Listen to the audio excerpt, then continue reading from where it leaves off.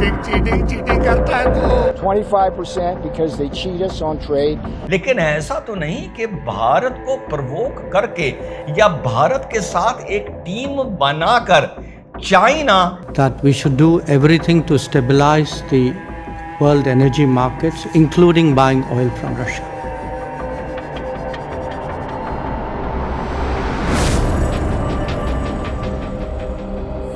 Hello नमस्कार सत श्री अकाल अस्सलाम वालेकुम। कैसे हैं जनाब? साथियों, 2 या 3 हफ्ते पहले मैंने एक वीडियो अपलोड किया था जिसमें मैंने आप लोगों के समक्ष एक बात रखी थी कि पूरी दुनिया की नजर भारत पर है और इस वक्त अगर भारत लड़खड़ाया तो आने वाले वक्त में बहुत नुकसान उठा जाएगा, और अगर आंखों में आंखें डालकर देखता रहा और अपना रेजिलियंस कायम रखा तो आने वाले वक्त में भारत को बहुत लाभ होने जा रहा है।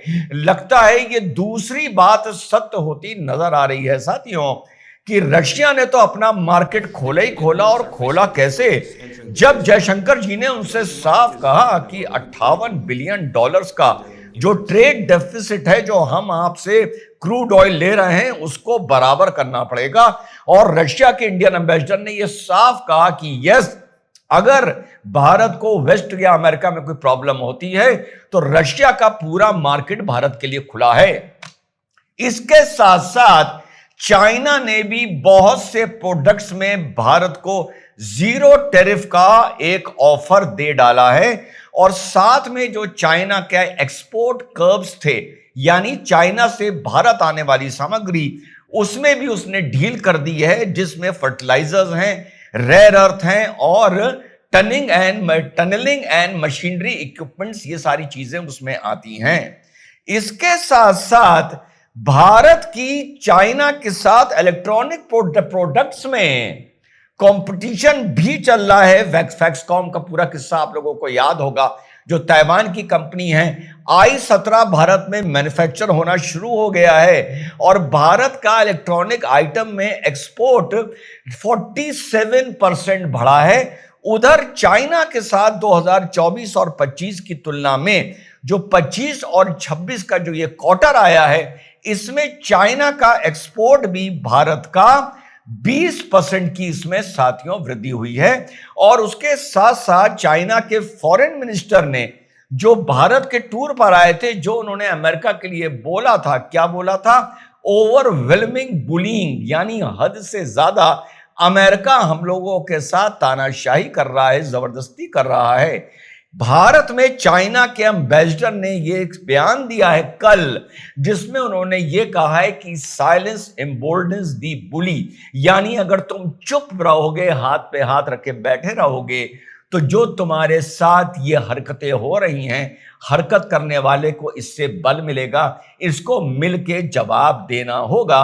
एससीओ की मीटिंग में ये चीज अब सामने आ रही है कि बॉर्डर डिलिमिटेशन पर बात होगी, डायरेक्ट फ्लाइट्स हो गई हैं, ये कैलाश पर्वत और मानसरोवर की यात्रा की अनुमति हो गई है, साथ ही साथ लेपू लेक पास जो है वहां से और नेथुला से डायरेक्ट ट्रेड की भी अब शुरुआत हो गई है। लेपू लेक पास को लेके वो बात अलग है कि नेपाल ने आपत्ति जताई है। इतना सब साथियों चल रहा है, लेकिन इसमें राजा बाबू बना हुआ है भारत, और इन सब के बावजूद भले चाइना से कोई भी एक्सपोर्ट इंपोर्ट शुरू हो जाए, भारत को अपनी सेल्फ रिलायंस नहीं छोड़नी चाहिए, और यह भी देख के रखना चाहिए, जितना मैं चाइना को समझता हूं, जो हो रहा है अच्छा हो रहा है। लेकिन ऐसा तो नहीं कि भारत को प्रवोक करके या भारत के साथ एक टीम बनाकर चाइना यूएसए पर प्रेशर डाल रहा है, और अंदर अंदर इस प्रेशर के चलते कोई अपनी पर्सनल ट्रेड डील करना चाह रहा है भारत के कंधे पर बंदूक रखकर। यह भी हम लोगों को साथियों देखकर चलना पड़ेगा। इसके बावजूद अब मैक्रोन साहब भी पिक्चर में आ गए हैं। जो हमारी आपकी बात थी कि दुनिया की नजर भारत पर है, कि भारत ने अगर इसका दिमाग ठीक कर दिया तो दुनिया की दिशा धारा जियोपॉलिटिकल, जियो स्ट्रेटेजिकल, जियो इकोनॉमिक में एक नई दिशा धारा ले लेगी। तो साहब, अलास्का के बाद पुतिन मोदी जी को फोन करते हैं, अलास्का से पहले जेलेंस्की मोदी जी को फोन करते हैं, अब अमेरिका की मीटिंग के बाद मैक्रोन मोदी जी को फोन करते हैं और उसमें भारत के कॉपरेशन की आने वाले वक्त में बात करते हैं और खुद कहते हैं कि 2026 में जहां पर फ्रांस को G7 की मेजबानी करनी है, भारत को ब्रिक्स की मेजबानी करनी है, इस दौर में हम लोगों को और मिलकर चलना चाहिए। ये सीधे सीधे डोनाल्ड ट्रंप को एक मैसेज है कि भले हम G7 में हैं, लेकिन हम ब्रिक्स नेशंस को और भारत को इग्नोर या अवॉइड साथियों नहीं कर सकते।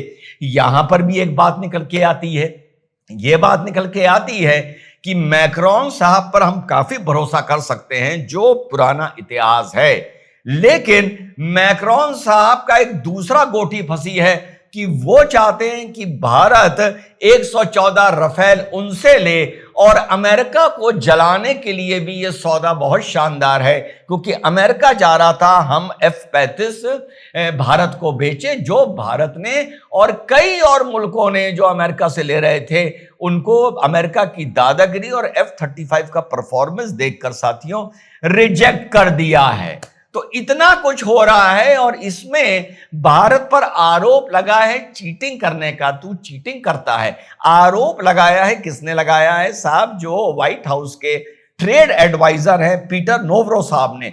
उनकी जरा हताशा और परेशानी देख लीजिए, कैसे भारत की शिकायत कर रहे हैं कि भारत बहुत नॉटी बॉय है। सुनिए। 25% because they cheat us on trade. जी हां साथियों, उन्होंने कहा है कि भारत ने जो हमारे साथ ट्रेड में चीटिंग करी उसके लिए हमने 25% टैरिफ लगाया है, और जो हमारे साथ रशिया का ऑयल खरीद के चीटिंग कर रहा है उसके लिए हमने और 25% इस पर टैरिफ लगाया है।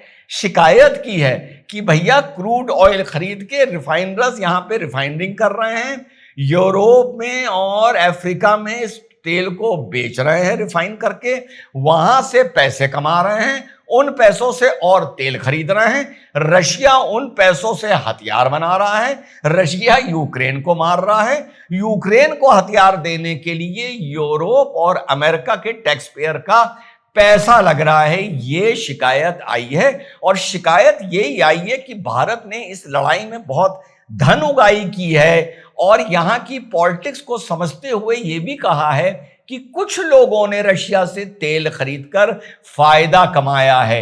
इस बात पर एक ही बात कहूंगा कि अमेरिका इस लड़ाई से बहुत नाराज है, क्योंकि इस लड़ाई के से अमेरिका नोट नहीं कमा पा रहा। जिस तरीके से अमेरिका ने इससे पहले अपनी लड़ाइयों से, जैसे लिबिया की या इराक की या फलाना इन लड़ाइयों से अमेरिका ने जो पैसा कमाया था, इस लड़ाई से वो कमा नहीं पा रहा है। अब जब आपके वहां के ट्रेड एडवाइजर पीटर नोवरो ने ये आरोप लगाया कि चीटिंग कर रहा है इंडिया, तो सुनिए रशिया में बैठकर जयशंकर साहब ने क्या दो टुक बात की है। We are a country where actually the Americans said for the last few years that we should do everything to stabilize the world energy markets, including buying oil from Russia. जी हां साथियों, तो साफ अब ये जो बंद लिफाफे में पहले बात होती थी, ये अब खुल के आ गई है कि तुम्ही ने हमसे कहा था कि दुनिया का मार्केट, ऑयल मार्केट डिस्टेबलाइज ना हो जाए,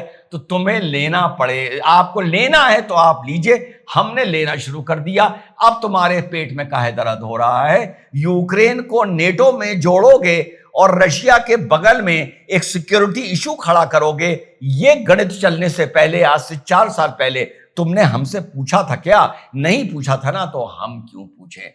तो इस पूरे में जो हम देख रहे हैं, इस टाइम भारत एक वाकई ही इस 1-1.5 महीने में एक विश्व शक्ति बनकर उभर चुका है, जहां पर माना जा रहा है कि इस पूरे बवाल को क्या एक ऐसा देश और ताकत है जो रोक सकता है या कम से कम धीमा कर सकता है इस बवाल को, और वो ताकत है भारत। फिर से दोहरा दूं, 2026 का 15 अगस्त का भाषण का इंतजार कर रहा हूं। देखना चाहता हूं कि आज से 1 साल बाद भारत का वर्चस्व कहां होगा। जो नजर आ रहा है उससे यही नजर आ रहा है कि जहां भी आज है उससे बहुत ऊंचा होगा। जय हिंद, वंदे मातरम, खुदा हाफिज।